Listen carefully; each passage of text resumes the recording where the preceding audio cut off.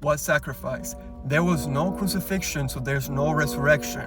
This is where you are pretty much objectively wrong. Now I'm just gonna go on a limb and assume that you are a Muslim, because Muslims do not believe that Jesus was crucified, but rather that he was made to look like he was crucified. So allow me to tell you why you're wrong. So what I'm going to do is I'm going to show you from non-Christian sources why the account of the crucifixion of Jesus is not only reliable, but true. First, we're going to go to Josephus Flavius. Josephus Flavius was a 1st century Roman Jewish historian and military leader, but he was also a translator as well. Now, Jesus lived during the 1st century, so we have a historian in the 1st century who is about to talk about Jesus, so I want you to pay attention to this. And again, I want to emphasize that Josephus is not a Christian historian. He was a Roman Jewish historian, and Romans and Jews did not like the Christians.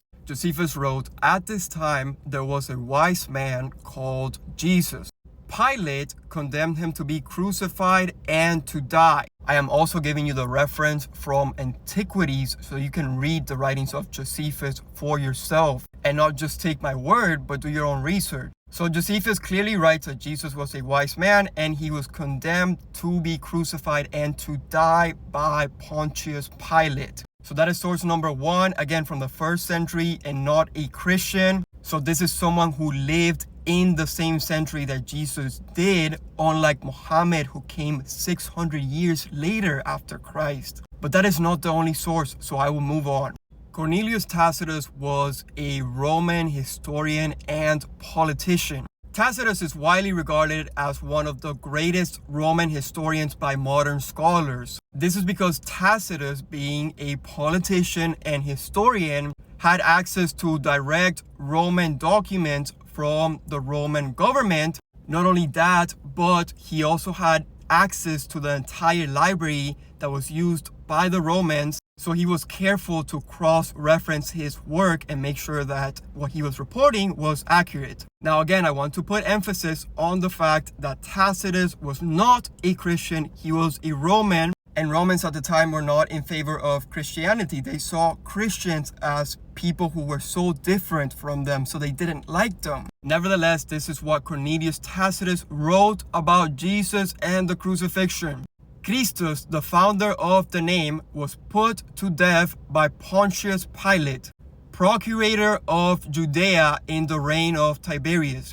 But the pernicious superstition, repressed for a time, broke out again, not only through Judea, where the mischief originated, but through the city of Rome also.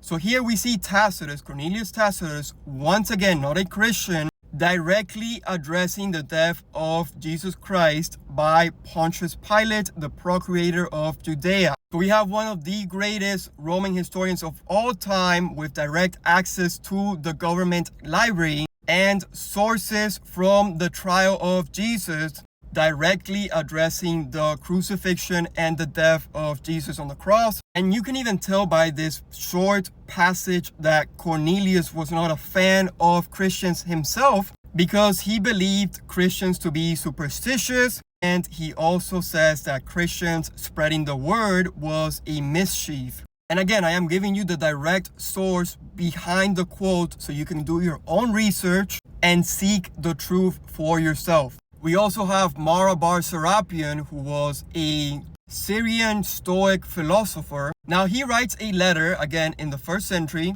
talking about some of the greatest thinkers of all time. Now I want you to look at the last sentence of this letter, where he says, "What advantage did the Jews gain from executing their wise king?" Now we know that this is directly referring to Jesus, because when Jesus was crucified, there was a title over the cross that said King of the Jews. It's also due to the fact that when Mara bar Serapion was writing, the crucifixion event was still very recent in history. So he is directly referencing the execution of Jesus on the cross by the Jewish people who wanted him crucified. And again, all of the sources that I am providing to you are non-Christian, are outside of the Bible, and are also 500 years prior to Muhammad. So now I want to ask you, who would you rather trust? A source that is closer to the event, or a source that comes 500 plus years later,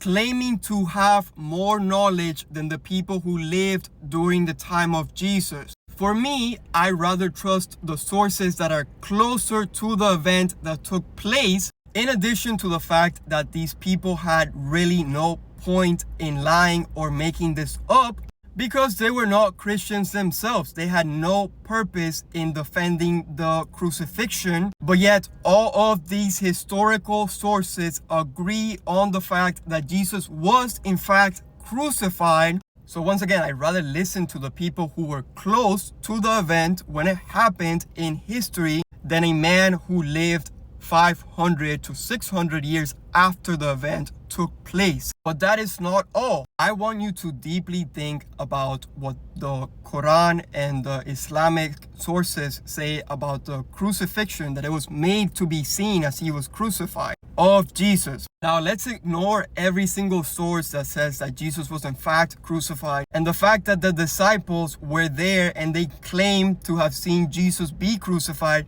the disciples who spent over 3 years with Jesus. Let's put all the evidence aside that talks about the validity of the crucifixion. If what Islam is saying about Jesus is in fact true, which is not, that makes Jesus the biggest deceiver of all time. Because that means that Jesus not only deceived his disciples, which led to the fact that his disciples were killed because they believed so strongly in the crucifixion, but this also implies that Jesus fooled the whole world into thinking that he died on the cross, and this Jesus would have led billions of people straight into hell, because billions of people believed that Jesus died on the cross, he was crucified, and he was resurrected on the third day. So if it in fact was made to be seen as if Jesus was crucified, that means he deceived a good majority of the world straight into going to hell, because Muhammad didn't come until 600 years later, claiming to have a new revelation and to be the last prophet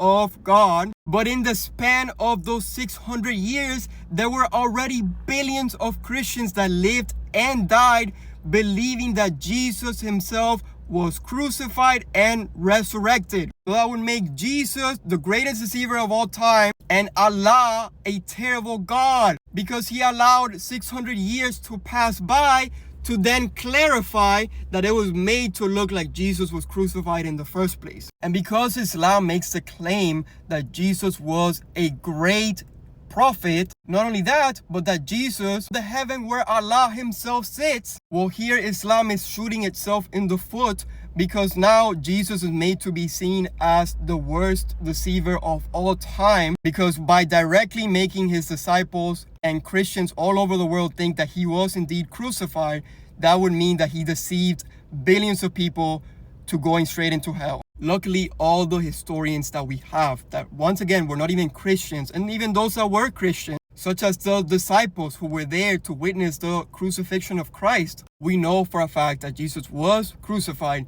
He paid the price for the sins of the world, and as Christians we believe he rose on the third day and now sits in heaven at the right hand of the Father.